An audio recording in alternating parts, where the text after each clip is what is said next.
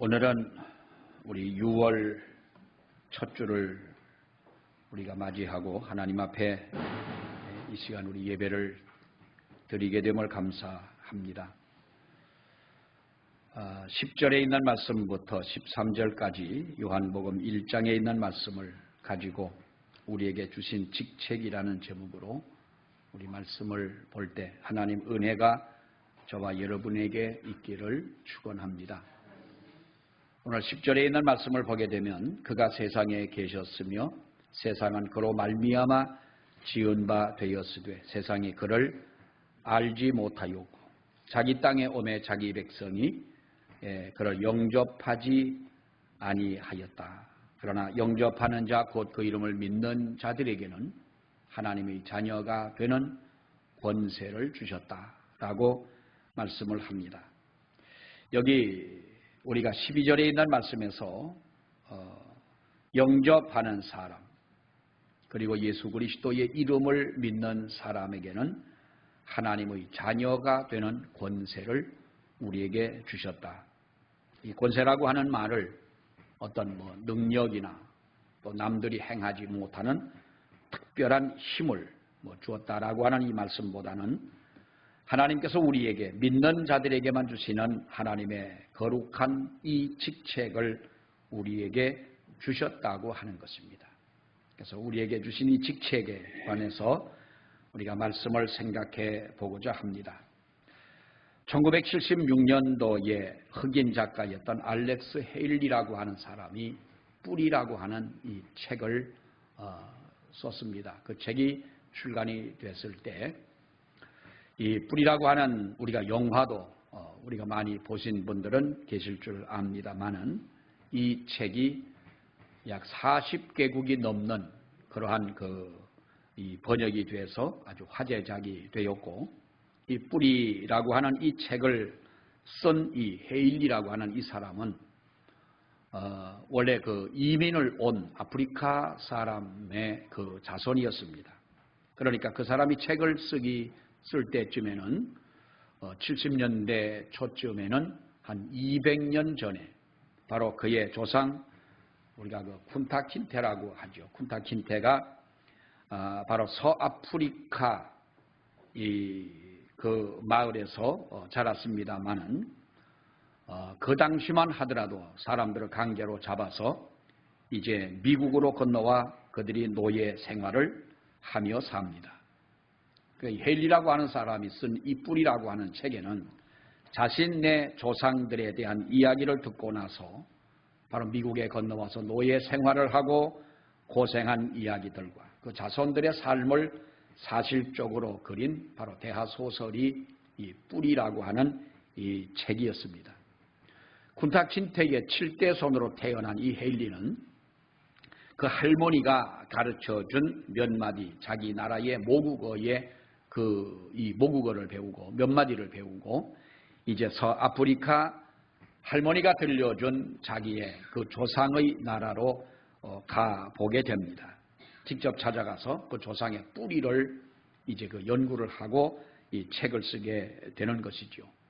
강제로 미국에 끌려와 가지고 그 아프리카에서 여러분 미국까지 오려면 얼마나 많은 시간이 걸리고 200년 전에 정말로 그 배를 타고 파도를 타고 그 아메리칸까지 올 때에 그들이 노예로 팔려오는 사람들이 무슨 대접을 받습니까? 인권이 있습니까?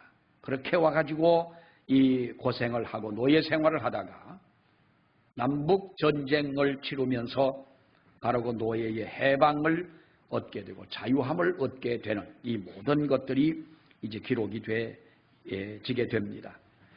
이 소설이 발표가 되어지고 이 소설을 근거로 해서 영화가 만들어지고 많은 사람들이 이 뿌리라고 하는 이것에 대해서 알게 됐을 때 그 당시만 하더라도 사람들에게는 우리가 70년대 말 80년대 초까지만 하더라도 많은 사람들이 자신의 조상의 뿌리는 그러면 어디냐라고 하는 것을 이들이 많은 사람들이 찾게 되고 연구하게 되고 더 나가서 보게 되면 자기 자신들의 정체성을 알아보려고 노력하는 많은 사람들이 생기게 됐다고 하는 것입니다.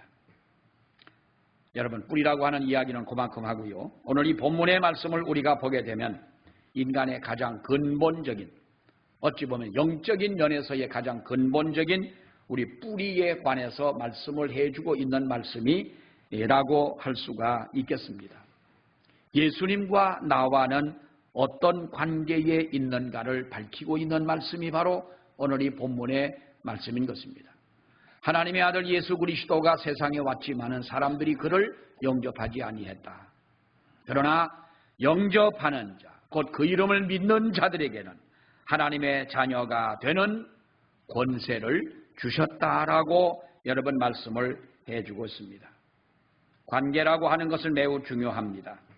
우리가 나를 아는 것은 우리가 주위 사람들과의, 주변의 사람들과의 관계성 속에서 나를 알아갈 때 나 자신을 온전하게 알 수가 있는 것이지, 우리가 다른 사람들을 다 떼어놓고 나 홀로 떼어놓고 나를 내가 생각한다면 나를 바로 알 수가 없다고 하는 것입니다. 가령 우리가 피아노에 보면은 많은 그 해부를 해보면 그 피아노 안에 많은 선들이 연결이 되어져 있습니다. 그런데 이 하나하나에 붙어 있는 이 줄을 떼내 가지고 만약에 저 마당에 갖다가 버린다면 그건 하나의 볼품 없는 한 줄에 불과할 것입니다. 그러나 철사줄에 불과한 이것을 다시 우리가 피아노 속에서 한 부품이 여러분 되어질 때에 우리는 중요한 의미를 갖는 것을 우리는 잘 압니다. 그래서 많은 줄 가운데 한 줄이라도 늘어나거나 이것이 끊어지거나 하면은 제대로 소리를 낼 수가 없는 것인데, 한 줄 한 줄은 이렇게 귀하듯이 여러분 이처럼 우리도 하나님과의 관계에서 볼 때에 내가 얼마나 귀한 존재이냐 하는 것입니다. 이런 우리가 존재감을 가지고 살아가는 저와 여러분들이 되어지시기를 여러분 축원합니다. 그렇다면 우리가 본문에 나타난 예수 그리스도와 나는 어떤 관계가 되느냐라고 하는 것입니다. 다시 우리가 말씀을 봅니다마는 그가 세상에 계셨으며 세상은 그로 말미암아 지은 바 되었으되 세상이 그를 알지 못하였고 라고 말씀을 합니다. 하나님과 우리들의 관계는 창조주와 피조물과의 관계인 것입니다. 그로 말미암아 세상이 지은 바가 되었다. 오늘 이 본문의 말씀에서 그는 누굽니까? 예수 그리스도를 가리키는 말씀인 줄 우리가 잘 압니다마는 예수 그리스도로 말미암아 세상이 지은 바가 되었고 예수 그리스도로 말미암아 사람인 우리들도 역시 그를 통하여 우리가 이 세상에 지은 바가 되었다라고 하는 것입니다. 그런데 중요한 것은 여러분, 우리가 모든 피조물은 피조된, 즉 만들어진 목적이 있는 줄로 믿습니다. 사람마다 우리가 세상에 태어날 때에 하나님께서는 우리에게 얼마나 여러분 소중한 생명을 주신 것입니까? 하나님이 이 세상을 창조하실 때에 창조하신 그 이유가 있다고 하는 것입니다. 하나님의 교회가 세워질 때에 하나님의 이 성전에 세워지는 이 경우에 지어진 이유와 목적이 분명히 있다고 하는 것입니다. 우리가 이 실내에 있는 모든 기구들을 보더라도 여러분 우리가 이유와 목적이 있지를 않습니까? 그런데 이런 모든 피조물은 우리가 그 목적에 합당할 때에 그 가치가 인정받게 되는 줄로 여러분 믿습니다. 만약에 우리가 그 목적에 부합되지 못한다면 그것은 여러분 우리가 어떻게 됩니까? 우리는 여기 가까운 곳에 쓰레기장이 있지 않습니까? 고성리에 가면, 고성리가 아니고 이쪽에 가면 무왕리에 가면 쓰레기장이 있습니다. 옛날에 저 난지도에 서울에 가면 그 쓰레기 더미가 큰 산을 여러분 이루었지 않습니까? 근데 그 쓰레기를 보면 우리 사람들이 내다 버린 쓰레기를 보더라도 거기는 여러 가지가 있습니다. 냉장고도 있고 세탁기도 있고 또 우리가 그 주방에서 쓰던 그릇들이나 이런 모든 것들이 언젠가는 귀하게 쓰여지던 물건들이 이제는 그 목적을 어떻게 보면 수명을 다한 것이지요.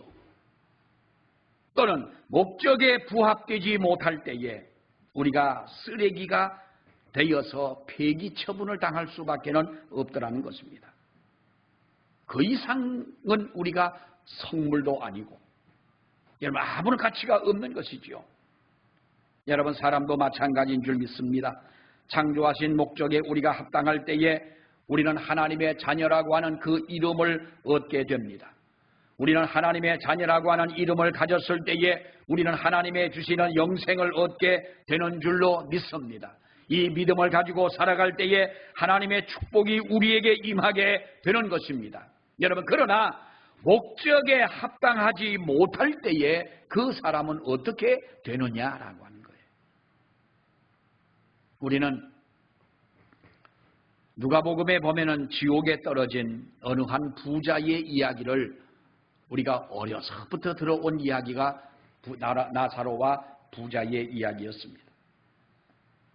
그 부자는 세상을 살 때 이런 행복하게 살았는지 모르지만은 그가 죽어서 지옥에 떨어지고 맙니다. 여러분 다시 말하면 우리가 오늘 이 성경을 우리가 볼 때에 바로 하나님의 창조하신 목적대로 그런 살지를 못했다는 것입니다. 우리는 하나님의 창조하신 목적대로 사는 삶이 무엇이냐? 하나님께 영광을 돌리는 삶인 줄로 믿습니다. 이사야 43장에 보면은 이 백성은 내가 나를 위하여 지었나니 나의 찬송을 부르게 하려 함이니라 라고 말씀을 합니다. 이 백성은 내가 나를 위하여 지었다. 나의 찬송을 부르게 하기 위하여 이 백성을 내가 지었다고 말씀을 했는데 여러분 사도 바울은 이렇게 말합니다. 고린도전서 10장에 보면 너희가 먹든지 마시든지 무엇을 하든지 다 하나님의 영광을 위하여 하라. 빌립보 1장에 보면은 살든지 죽든지 내 몸에서 그리스도가 존귀하게 되게 하려 하나니라고 말씀을 합니다. 하나님께서 우리 인간을 창조하신 목적이 뭐냐? 자기 유익이나 어떤 명예나 육신의 정욕이나 우리가 쾌락이나 이런 것이 아니라 가장 중요한 것은 바로 하나님의 영광을 드러내기 위함이라고 하는 것입니다. 이러한 하나님의 사람은 하나님이 특별히 사랑하시고 하나님의 특별한 은혜를 주실 줄로 믿습니다. 성경에 보면은 죽음을 보지 않고 하나님 나라에 올라간 에녹에 대해서 여러분 성경은 말합니다마는 히브리서 5장에 보면은 그가 하나님 앞에 저가 옮기기 전에 하나님을 기쁘시게 하는 자라 하는 증거를 받았다라고 히브리 기자는 그렇게 말을 했습니다. 이렇게 하나님의 형상을 가지고 살아가는 인간이 하나님의 영광을 드러내는 삶을 우리가 살아갈 때에 그런 사람은 인간의 가치를 높이고 살아갈 목적을 우리가 이루며 사는 사람인 줄로 여러분 믿습니다. 우리들이 어떤 사람을 보고 우리가 사람 구실을 못하는 사람이다라고 이렇게 이야기를 합니다. 정말 사람 구실을 못하고 구실을 못하고 살아가는 사람들이 여러분 있지 않아요? 이 구실이라고 하는 뜻이 뭡니까? 자기가 해야 할 우리가 맡은 바의 일을 가지고 우리가 구실이라고 하는 거예요. 그러니까 내가 해야 할 나의 맡은 일을 하는 사람을 자기의 구실을 하는 사람이라 그러는데요. 여러분 우리가 보십시오. 우리가 예수를 믿는 우리 성도들이라면 성도다운 성도가 해야 할 우리의 구실을 우리가 이루어 나가야 될 줄로 믿습니다. 이것이 뭡니까? 하나님의 영광을 드러내는 삶을 우리가 살아야 된다는 것이죠. 자, 또 하나 보게 되면 우리에게는 오늘 12절에 있는 말씀에 보면 영접하는 자 곧 그 이름을 믿는 자들에게는 하나님의 자녀가 되는 권세를 주셨다라고 하는 말씀을 합니다. 이 권세가 어떤 것일까요? 우리에게 화목케 하는 직책을 우리에게 주신 줄 믿으시길 바랍니다. 여러분, 악기 연주는 아무나 할 수가 없습니다.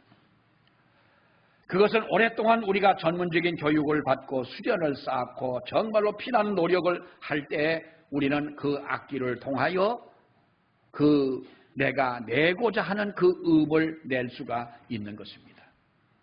우리 연세가 들면은 여자분들이나 남자분들도 우리가 악기는 좀 하나씩 했으면 좋겠다라고 하는 것을 하잖아요. 그래서 하모니카도 배우고 뭐 기타도 배우고 색소폰도 우리가 배우고 이렇게 배워서 합니다마는 노년에는 우리가 자기가 즐겨 할 수 있는, 연주할 수 있는 악기를 하나쯤은 하라 그래요. 그러면 좋대요. 왜 좋으냐 하면은 수명도 늘어난대요. 스트레스도 덜 받고. 근데 뭐 가만히 앉아서도 숨쉬기가 좀 곤란하고 그런 분들이야 우리가 악기를 하기가 참 힘들기는 합니다만은 우리가 좀 더 이런 할 수 있을 때 하는 것은 귀한 일인 줄로 여러분 믿습니다. 우리 찬양도 그렇잖아요. 찬양은 물론 하나님 앞에 우리가 찬양을 드리는 것이 꼭 음을 맞춰서 따라서 정말로 아름다운 하모니를 이루고 하는 것만이 우리가 찬양이라 하기보다는 마음을 다하고 정성을 다해서 우리가 정말로 부르는 것이 우리의 찬양인데 여러분 보십시오. 우리가 하나님께서 여러 가지의 은사를 주셨으나 모든 사람에게 똑같이 보편적으로 주어진 것은 우리가 은사라고 이렇게 이야기를 하지는 않습니다. 그럼 그것이 뭐냐? 어떤 것이냐 하는 거예요. 여러분, 기도가 은사를 받아야 기도하는 것은 아니잖아요. 예배를 은사를 받아야 예배를 잘 드린다 하는 것도 아닙니다. 찬양도 물론 우리가 노래를 잘하는 사람은 있죠. 타고난 뭐 성향이나 이런 노래를 잘하는 사람은 있습니다만은 여러분 그러나 우리에게 화목해 하는 직책은 우리 모든 성도에게 주신 은혜인 줄 믿으시기를 바랍니다. 영접하는 자 그 이름을 믿는 자에게는 하나님의 자녀가 되는 권세를 주셨다고 하는 것입니다. 바울은 이렇게 말합니다. 누구든지 그리스도 안에 있으면 새로운 피조물이라. 이전 것은 지나갔으니 보라 새 것이 되었도다라고 말씀하면서 이 새 것이 뭡니까 여러분? 그 밑에 있는 말씀을 우리가 보게 되면 모든 것이 하나님께로 났나니 그저가 그리스도로 말미암아 우리를 자기와 화목하게 하시고 또 우리에게 화목하게 하는 직책을 주셨으니 이는 하나님께서 그리스도 안에 계시사 세상을 자기와 화목하게 하시며 저희의 죄를 저희에게 돌리지 아니하시고 화목하게 하는 말씀을 우리에게 부탁하셨느니라. 고린도후서 5장 17절로 19절에 있는 말씀을 보게 되면 그리스도 안에 누구든지 그리스도 안에 있는 사람은 우리가 하나님 앞에 새로운 피조물이라 그랬습니다. 새로운 피조물이 뭡니까? 여기에 보면은 우리가 4번이나 화목이라는 말을 하십니다. 자기와 화목하게 하셨고 우리에게 화목하게 하는 직책을 주었고 세상을 자기와 화목하게 하시며 우리에게도 화목하게 하는 말씀을 주셨느니라. 예수 믿고 살아가는 사람들은 어떤 사람들입니까? 죽음의 길에서 예수를 믿고 십자가의 피값으로 구원받은 하나님의 자녀이가 저와 여러분들 아니겠습니까? 이러한 변화를 가리켜서 성경은 새로운 피조물이라고 말씀을 합니다. 새로운 피조물은 어떤 사람들이냐? 하나님과 화목된 사람들이고 그리고 하나님을 알지 못하는 세상 사람들에게 하나님과 원수가 되어진 이 사람들을 하나님과 화목하게 하도록 만드는 직책을 받은 사람이 우리가 새로운 피조물 된 저와 여러분이라고 하는 것입니다. 여러분 보십시오. 우리가 화목하게 하는 말씀을 우리에게 주셨다. 어떻게 하라는 겁니까? 우리는 먼저 불신 영혼들에 대해서 화목하게 하는 직책을 받은 저와 여러분인 줄로 믿으시기를 바랍니다. 내가 예수 믿고 하나님과 화목하게 된 것처럼 아직까지도 하나님과 화목하지 못한 세상 사람들을 하나님을 알지 못하는 불신 영혼들을 우리 주변에서 많이 보게 되는데 그들도 하나님과 화목하게 할 수 있는 직책을 우리에게 주셨다라고 하는 것입니다. 이것이 뭐나 다른 말로 한다면 우리가 그들을 인도하라는 것, 전도하라는 것이지요. 오해하지 말아야 될 것은 전도는 은사가 여러분 아닙니다. 화목하게 하라 하신 것은 누구나 그리스도 안에 새로운 피조물인 우리들의 주신 하나님의 직책이요, 이것이 우리에게 사명인 줄로 여러분 믿으시기를 바랍니다. 누군가가 나를 전도했기에 내가 하나님과 화목된 사람이 되었다면 이제는 내가 누군가를 하나님 앞으로 인도해서 하나님과 화목하게 만들어 놔야 되지 않겠느냐. 우리가 죽을 때가 돼서도 빚을 지고 가서는 여러분 안 되지 않습니까? 내가 진 빚은 내가 탕감하고 가야 되지 않습니까? 우리는 하나님 앞에 여러분 영혼의 빚진 자가 아닙니까? 잘 알다시피 흐르지 않는 고여있는 물은 여러분 썩습니다. 흐르는 물은 그러나 얼마나 여러분 맑고 깨끗하고 아름답습니까? 사람의 몸도, 건강한 사람의 몸은 우리가 신진대사가 원활하게 이루어지는 것 우리가 잘 압니다. 근데 병든 사람은 어떠냐? 신진대사가 제대로 원활하게 이루어지지 않는 사람이라는 거예요. 여러분, 육신이 이렇듯이 우리 영혼도 이와 같습니다. 우리가 하나님의 말씀을 시간마다 듣습니다. 하나님의 말씀을 우리가 읽으면서 나의 양식을 삼습니다.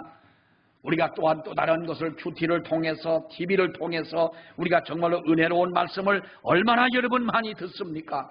그런데 영혼에 우리가 받아 먹기만 하고 무엇인가 하는 것이 없다면 우리는 영혼의 비만증에 걸리고 만다는 것입니다. 대단히 미안합니다만은 우리 집사람도 날마다 저한테 운동 안 한다고 뭐라고 그럽니다. 이거 해야 되는 건데 운동 안 한다고, 먹기만 하고 운동 안 한다고. 뭐 그 이상의 내가 심한 말은 할 수가 없습니다만 왜 운동 안 하냐고. 운동을 안 하면요 그렇게 편합니다. 아주 얼마나 편합니다. 그러니까 우리가 하는 말이 내일부터 운동하자 꼭 합니다. 주일 지나서 아주 믿음 좋은 것처럼 주일 지나서 월요일 날부터 해야지. 얼마나 운동하기 잘 만들어 놨어요. 며칠 전에 어떤 분을 만났는데 은퇴를 하고 두 부부가 은퇴를 한 분인데 은퇴하고 할 일이 없으니까 나오는 거 연금 가지고 먹고 사는데 할 일이 없으니까 아침엔 일어나 가지고 두 부부가 막 할 말도 없고 할 일도 없고 눈만 쳐다보고 끔뻑끔뻑 하다가 어디로 간대. 아침 먹고 나간대요. 나가가지고 저기 그러다 다니다 보니까 여기저기 다니게 됐는데 가는 곳마다 운동하도록 그렇게 잘 만들어 놨더라는 거예요. 여러분, 우리가 육신의 비만을 치료하기 위해서 한 번쯤 우리가 고민 안 해본 사람이 어디가 있겠습니까? 그런데 우리는 육신적인 여러분, 우리의 몸이 자꾸 비만이 된다면 곤란하잖아요. 육신이 그렇다는 것은 잘 아는데 우리 영혼이 비만에 내가 걸렸다. 이 비만증의 치료를 내가 영적인 이 비만을 고민을 해보고 여러분 우리가 하나님 앞에 기도한 분들이 과연 얼마나 계시겠느냐라고 하는 거예요. 우리가 비만증 치료에는 운동만큼 좋은 것이 없습니다. 그건 먹는 거예요. 어떤 분은 그럽니다. 몸이 아주 날씬한데 아주 내가 보더라도 같은 남자라 하더라도 정말 몸을 관리를 잘했어요. 근데 먹는 걸 보면은 어구같이 먹는 거예요. 아니 당신은 그렇게 먹으면서 어떻게 몸 관리를 그렇게 잘하냐. 목사님 나는 운동을 아침마다 가가지고 헬스장 가서 1시간 2시간씩은 꼭 운동을 한다는 거예요. 여러분 우리가 알다시피 과체중인 사람이 우리가 표준 체중에서 1kg씩 증가할 때에 20주씩의 수명이 단축이 된다라고 하는 발표가 있습니다. 1kg가 나를 몇 주를 잡아먹어요? 20주면 5개월이잖아요. 5개월 동안 5개월의 수명을 단축시킨다는 거예요. 근데 뭐 1kg만 올라가도 얼마나 좋겠어요. 조선왕조실록에 의하면 조선시대 왕들의 평균 수명이 46.1세였습니다. 가장 오래 산 왕이 83세를 사는 영조대왕이 제일 오래 살았고요. 우리가 잘 아는 여러분 세종대왕은 53세에 죽었습니다. 그리고 제일 오래 산 사람이 83세 영조대왕이고, 그리고 태조가 74세까지 살았고요. 그렇게 오래 살아보려고 발버둥 치던 중국의 진시황은 49세에 죽었습니다. 그런데 이렇게 단명한 왕의 수명을 연구한 사람들이 왜 이 왕들이 이렇게 단명했느냐라고 하는 그 이유를 두 가지로 말합니다. 하나는 운동 부족이고 하나는 보약 중독이라는 거예요. 과잉 보약을 복용해서 이렇게 죽었다, 일찍 죽었다는 거예요. 여러분, 그 왕들이 죽었다 그래서 한번 제가 이 책을 한번 봤더니 죽은 병명을 보니까 참 재밌는 부분들이 많아요. 화병에 죽은 왕이 5명이고요. 등창이 나서 죽은 왕이 6명이나 되는 거예요. 등창이 왜 나요? 누워가지고 가만히 있으니까 등창이 나는 거예요. 왕은 비가 와도 뛰지를 않습니다. 왜요? 채통 때문에 안 뛰는 거예요. 김영삼 대통령이 돼가지고 누가 우리 그때 클린턴입니까? 누가 우리 한국에 왔을 때도 아침에 나는 이렇게 뜁니다 하고 운동장을 뛰니까 사람들이겠습니다. 대통령이 돼가지고 어떤 사람은 열심히 운동하니까 좋다는 사람도 많지만은 대통령이 됐으면은 채통을 좀 지켜야지 그렇게 방방 뛰고 하면 되느냐?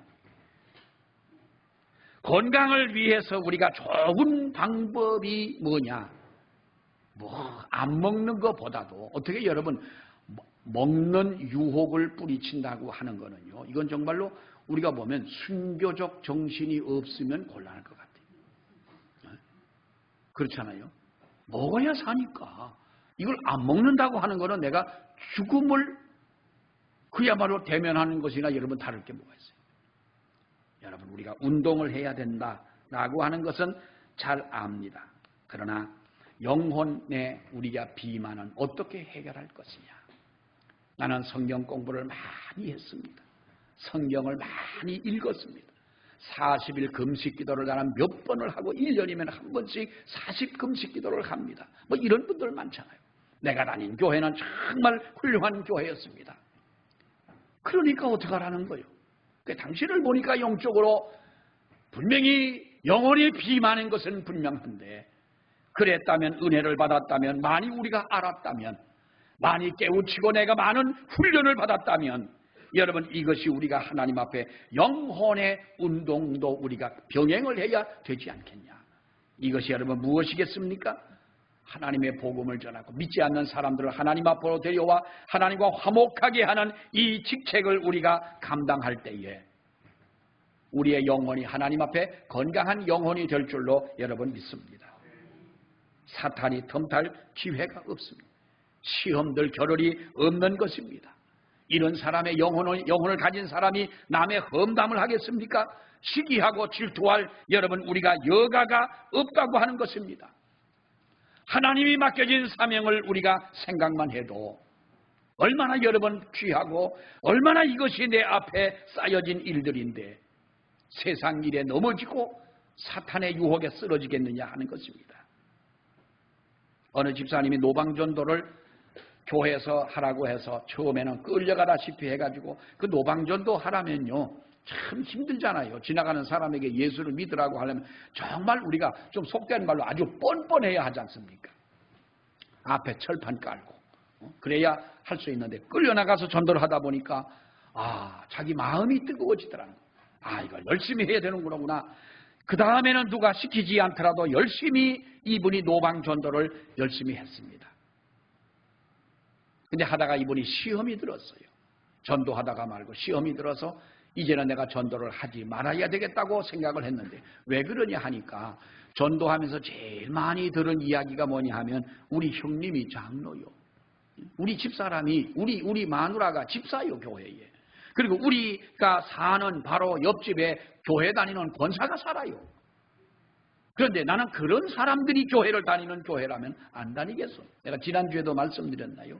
마누라가 우리 예수 믿고 천당 가서 하나님 나라에 올라가서 아주 영원토록 살자고 그러니까 오 마이 갓. 너 나가서 실컷 살고 너 가는 데는 나는 안 간다는. 그러니까 이 집사님이 낙심이 돼가지고 하다가 기도하는 중에 그가 하나님께서 들려주신 자기 양심에 깨달은 것이 있대요. 아, 내가 나가 전도할 때에 이제는 예수를 믿고 그렇게 말하는 사람에게 하나님께서 가르쳐 주신 것이 뭐냐 하면 믿는 사람을 믿지 말고 예수만 믿으라고 그랬대요. 이 집사님의 고백이 그건 거예요. 그러니까 예수 믿는 사람 믿지 말고 예수만 믿어라. 그런데 여러분, 우리가 이 말은 얼마든지 할 수 있지만 얼마나 이것이 슬픈 얘기입니까? 우리 믿는 성도가 본분에 우리 사명을 다하지 못할 때 이런 여러분 결과가 나오지 않느냐 하는 거예요. 전도에 가장 방해가 많이 되는 것이 먼저 믿는 예수 믿는 사람들이 아니냐 하는 것입니다. 우리가 교회에서의 화목의 직책을 하나님이 우리에게 주신 줄로 믿습니다. 여러분, 시편 133편에 보면 형제가 연합하여 동거함이 어찌 그리 선하고 아름다운고 머리에 있는 보배로운 기름이 수염 곧 아론의 수염에 흘러서 그 옷깃까지 내림 같고 헐몬의 이슬이 시온의 산들의 내림 같도다. 중요한 것은 거기서 여호와께서 복을 명하셨나니 곧 뭡니까? 영생이로다 그랬어요. 형제가 연합하여 동거함이 어찌 그리 선하고 아름다우냐. 하나님께서 거기서 복을 명하셨나니 영생이라는 거예요. 다시 말하면 영생함을 받는 주의 성도들의 모임이 아름답다는 거예요. 사랑하는 여러분, 우리가 세상을 향하신 우리 주님의 가장 간절한 소원 한 가지가 있다면 우리 믿는 성도가 세상 사람들에게 화목하게 하라는 이 사명을 우리에게 주신 것이고, 우리 믿는 성도가 또한 우리는 평화의 중재자가 되어서 어떠한 모임이든 어떠한 자리에서든 우리는 하나님 앞에 화목해 하는 이러한 은사를 하나님 앞에 감당하라고 하는 것입니다. 화목하지 못한 것은 위로부터 내려온 하나님의 지혜가 아니라는 것입니다. 하나님의 지혜가 아니라면 어디서 그 출처가 나왔겠습니까? 화목하게 하는 것은 하나님이 주신 은혜, 화목을 깨는 것은 사탄의 역사인 것입니다. 저 강원도 두메산골에 대관령 줄기의 어느 아주 산골인데요, 옛날에 그 교회가 작은 교회입니다. 어느 몹시 추운 날 아침에 연세가 아주 많으신 어느 할머니가 일찌감치 교회를 오신 거예요. 그 교회를 젊은 목사님이 이제 갔는데, 교인이 얼마 안 되는 교회니까 이제 목사님이 일찍 나가서 난로 불을 이제 피우고 있었어요. 근데 할머니 한 분이 일찌감치 그 추운 겨울에 오더니 허리춤에서 뭘 꺼내냐 하면 계란 한 개를 꺼내고 감한 개를 꺼내가지고 목사님에게 주는 거예요. 근데 이 할머니가 가지고 온 계란과 감을 식을까봐 이제 어디다 싸가지고 허리춤에 싸가지고 와가지고 목사님에게 주면서 이걸 잡수라는 거예요. 목사님이 그 할머니에게 물어봤어요. 할머니, 걸어서 교회까지 오는데 시간이 얼마나 걸리시냐. 그러니까 숨을 헐떡이면서 이 할머니가 이 노인 이제 권사님이시라는데, 이분이 아이고 권사님, 목사님 걸음을 빨리 못 걸어가지고 교회까지 오는데 3시간이 걸린대. 3시간을 걸어가지고 이 교회를 온 거예요. 그 순간 이 젊은 목사님의 얼굴이 화끈거리는 거예요. 난 요 사택에서 교회 나와 요 아침에 불 피우는 것도 춥다 그러고 눈이 많이 쌓여가지고 그랬는데, 그 연세 많은 할머니가 3시간을 걸어서 교회를 온다니 이게 참 너무 죄송한 거예요. 근데 기도를 하면서 하나님, 우리 교회도 좀 승합차 같은 걸 하나 주시면 얼마나 좋겠느냐. 저를 멀리서 오는 할머니를 좀 데려오게 해달라고 기도하는 거를 어느 장로님이 한 분 계셨는데, 그 기도를, 목사님이 하는 기도를 들으셨어요. 어느 날 재직회를 하면서 이제 그 장로님이 이 말씀을 하시는 거예요. 우리 교회가 봉고차를 하나 샀으면 좋겠습니다. 봉고차를 살려니까 돈이 없잖아요. 교회 조그만 시골 교회인데. 어찌어찌 해가지고 또 그렇게 또 한다고 하면 또 하지 않습니까? 교인들이 금반지도 가지고 오고 뭣도 가지고 오고 해가지고 이제 어떻게 해서 이 교회에 봉고차를 하나 샀어요. 얼마나 여러분 좋겠어요. 3시간 걸어서 오던 할머니를 한 10분, 20분이면 가서 모시고 올 수 있고 또 편하게 올 수 있고 하니까 참 좋은 거예요. 주의를 한번 지키고 일이 있어가지고 장로님과 목사님이 서울로 그 봉고차를 가지고 이제 서울에 볼일을 보러 가셨어요. 그날 올 수 없으니까 이제 그날 밤 어느 그 여관 앞에다 차를 대놓고 잠을 자고 아침에 나왔더니 이 봉고차를 어떤 놈이 그 봉고차를 훔쳐갔어요. 아니 훔쳐가도 남의 집 차를 훔쳐가지. 아니 그래 그 시골 그 어렵게 산 그 차를 훔쳐간다는 게 말이 되냐.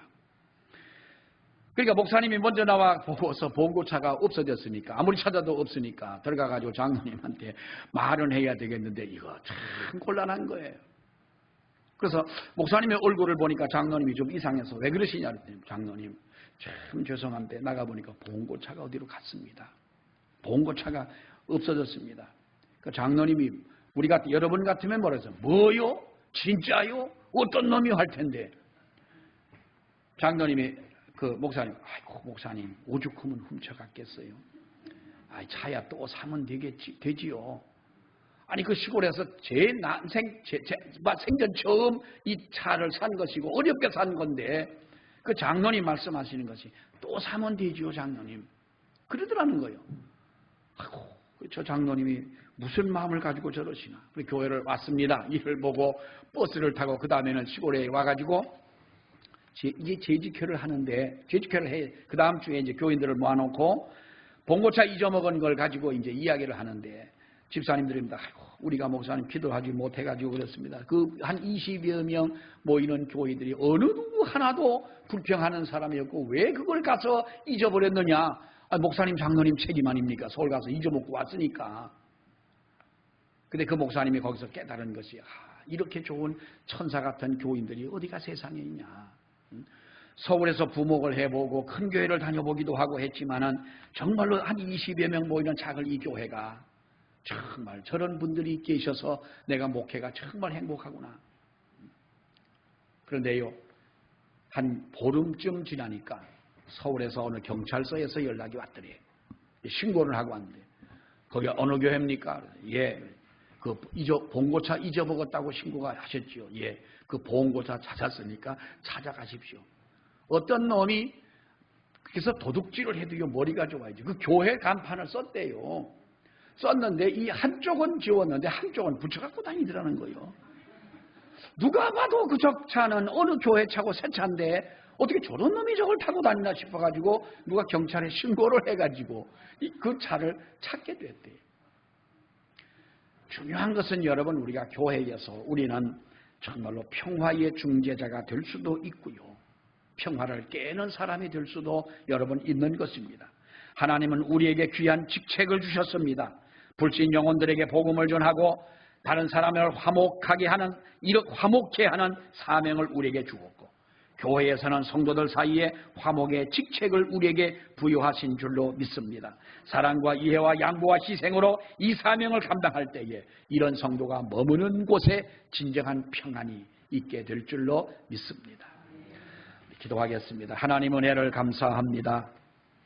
오늘도 주님 앞에 나와 예배하게 하시고 우리가 예수 그리스도의 주신 귀한 직책을 감당함으로써 진실로 화목해 하는 하나님이여 귀한 이 사명을 감당할 수 있도록 우리에게 은혜 주심을 믿고 아버지 앞에 또한 감사를 드립니다.